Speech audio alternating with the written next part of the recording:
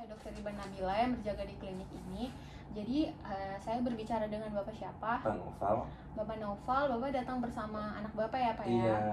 Ya, baik Bapak Noval. Sebelumnya Bapak Noval ada keluhan Bapak Noval sebelumnya dari Bapak datang sini, mungkin Bapak akan menceritakan keluhan Bapak. Tapi sebelumnya pasti banyak banget pertanyaan dan identitas Bapak yang akan Bapak kasih tahu ke saya. Tapi Bapak tenang saja, akan saya jaga kerahasiaannya. Apakah Bapak bersedia? Bersedia. Nah, Bapak Noval datang sini bersama anaknya ya Pak ya? Iya benar. Anaknya namanya siapa Pak? Anak saya namanya Bagus dok. Namanya Bagus ya Pak. Kalau boleh tahu, Bapak datang ke sini ada keluhan apa Pak? Ini yang sakit anaknya atau bapaknya? Anak saya dok. Oh anaknya ya Pak ya. Kalau boleh tahu dari keluhan anaknya ada apa Pak? Iya, anak saya sudah lama ini depresi. Terus pas umur 10 tahun tuh pernah punya riwayat ADHD. Nah, sekarang nih dia suka takut itu di kamarnya ada barong katanya. Suka mengganggu dia di kamar, nakutin. Oke. Jadi Bapak jadi anak Bapak ini mengalami keluhan seperti itu ya Pak ya? Betul. Suka halusinasi, terus ada ilusi juga kalau misalnya anaknya itu suka melihat barong di kamarnya ya Pak ya? Betul. Ya, jadi kalau boleh tahu Pak, dari riwayat terdahulunya anak Bapak ini punya riwayat ADHD. Ya. Lalu kalau misalnya dari penyakit lain, apa ada penyakit? Nggak ada sih. Psikiatri yang lain tidak ada ya Nggak Pak ya? ada. Kalau boleh tahu Pak, kalau misalnya dari riwayat penyakit keluarganya, apakah ada yang mengalami hal yang sama seperti ini atau ada gangguan jiwa yang lain? Keluarga nggak ada. Nggak ada juga ya Pak ya. Kalau untuk riwayat dari sosial anak Bapak itu gimana ya Pak, kalau boleh tahu? Sosialnya bagus sih, kuliahnya bagus, nggak ada masalah. Oh, kuliahnya bagus. Betul. Ya. Jadi tidak ada tekanan dari teman-temannya. Enggak. Atau sering dibully sama teman-temannya Pak? Enggak sih, temannya suka main ke rumah. Oh, temannya suka main ke rumah gitu. Bapak kenal sama teman-temannya? Enggak ada ini. Oke. Kalau misalnya dari keluarga Pak, apakah di dalam keluarga Bapak itu ada suatu masalah ekonomi atau Bapak mungkin sering berantem dengan anak Bapak, jadi mungkin mempengaruhi anak Bapak? Sih, karena ini udah ada gangguan ini kan, jadi kami lebih sayang ke dia. Oh, jadi anak Bapak lebih disayang ya Pak ya? Betul. Semenjak jadi karena ada gangguan ini memang sejak kapan ya Pak, kalau boleh tahu? Kan ini dari umur 10 tahun diagnosisnya.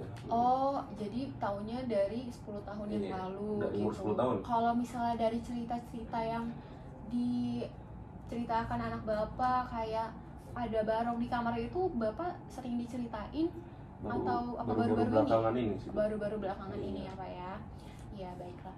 Kalau boleh tahu ini anaknya apakah menjalin hubungan dengan seseorang Pak? Siapa tahu kita bisa cari tahu penyebabnya. Oke. Ya.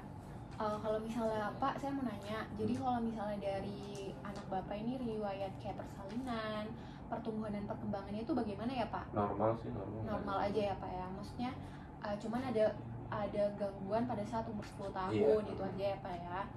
Kalau misalnya dulu pas persalinan juga tidak ada apapun kan, nggak ada kelainan apapun. Ya baiklah. Jadi Pak, pemeriksaan ini sudah selesai.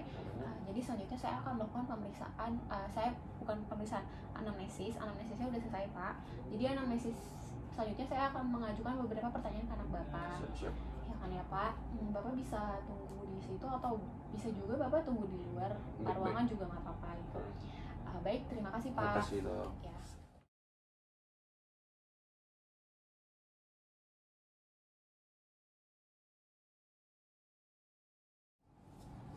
Baik, perkenalkan saya Dr. Irba. Dengan siapa ini saya berbicara? Bagus. Bagus umurnya berapa Gus? 21 tahun dok. 21 tahun, berarti lagi kuliah ya ini ya? Iya, semester 6. Semester 6, kuliah di mana? Di UBL. Di UBL, jurusan teknologi. Jadi Bagus, tadi saya udah berbicara sama orang tuanya ya kan, tadi Bagus juga udah lihat.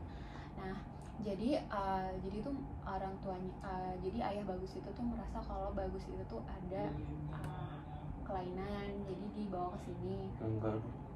Nah, ya jadi mungkin nanti kita akan membuktikan ya ini beneran kelainan atau enggak. Jadi saya akan mengajukan beberapa pertanyaan yang mungkin banyak banget, dan adik Bagus tuh bisa cerita ke saya apapun itu tanpa ada ragu, dan jangan ada yang dibohong-bohongin ya, biar kita bisa tahu ini benar apa enggak gitu. Ya, baik adik Bagus, apakah bersedia? Bersedia. Ya, kalau dari adik Agus ini bagaimana, sebenarnya ada apa ya? Saya merasa kalau misalnya ini sih saya nggak ada masalah. Cuma kalau misalnya saya datang ke kamar pulang kuliah, terus ngeliat ada barong, saya takut. Jadi takut mau pulang ke rumah. Oh gitu. Iya. Ada barong yang ada di kamarnya. Nakutin. Kalau boleh tahu, barongnya ini tuh seperti apa ya, dan dia itu ngapain di dalamnya? Dia di kamar cuma diem aja, saya takut. Melihat gitu. di saya gitu, seperti binatang buas. Saya takut. Saya merasa dia itu seperti bisa memasuki pikiran saya. Kenapa tuh bisa masukin pikiran adik Agus? Soalnya saya jadwal saya pulang kuliah kan tidak jelas, tidak terstruktur. Tapi setiap saya pulang ke rumah, dia selalu udah ada di kamar saya. Jadi saya takut ke rumah. Oh gitu. Jadi adik Agus ini merasa barong ini tuh memasuki pikiran adik Agus karena adik Agus itu setiap pulang kuliah dia sudah ada di tempat. Iya. Kayak seakan-akan nunggu adik Agus pulang gitu ya? Iya betul. Oke. Jadi kalau misalnya adik Agus cerita seperti ini udah ke siapa aja ya? Baru ke ayah saya sih, tapi ayah saya nggak percaya. Oh, ayahnya nggak percaya. Iya. Gitu, oke. Jadi kalau misalnya dari adik Agus ini merasa hal-hal seperti ini tuh sejak kapan ya? Udah agak lama sih, belakangan ini, cuma saya baru cerita sekarang soalnya udah gak kuat. Belakangan ini tuh sejak kapan ya adik Agus? Sejak apa dari SD atau SMP atau justru malah baru-baru ini sih? Baru-baru ini ya. Ya baik adik Agus. Oke, jadi ada keluhan seperti itu ya. Iya.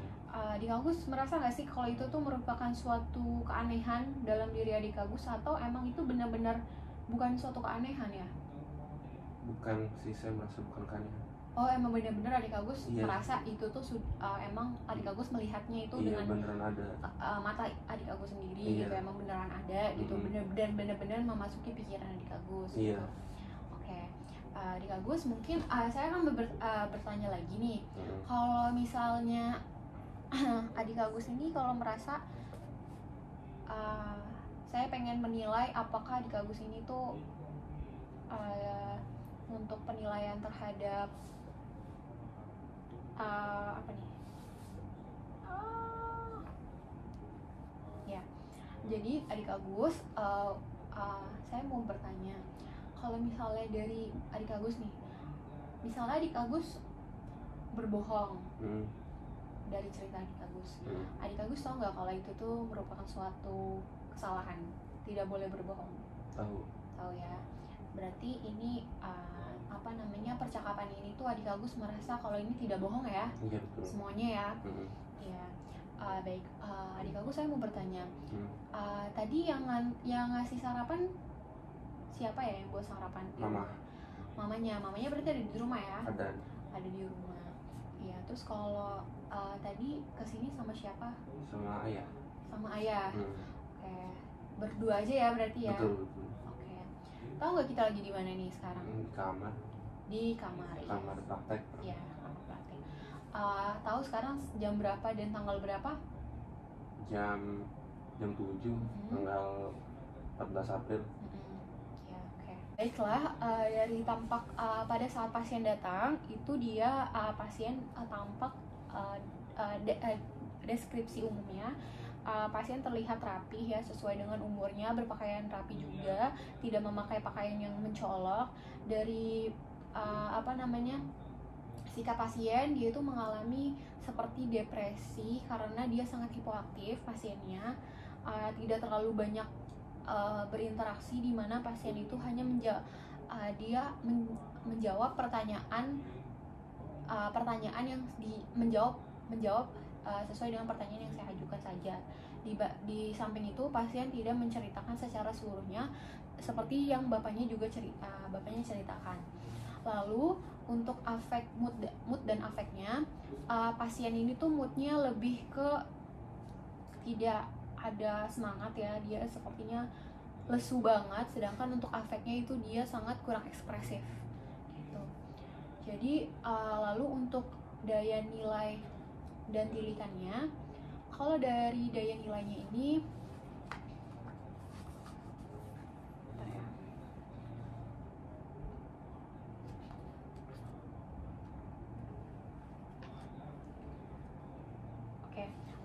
baik, untuk pengendalian impulsnya, pasien itu dia sangat kooperatif, saat ditanya dia tetap menjawab. Lalu kalau untuk daya nilainya juga, pasien juga mengakui kalau berbohong itu merupakan suatu kesalahan.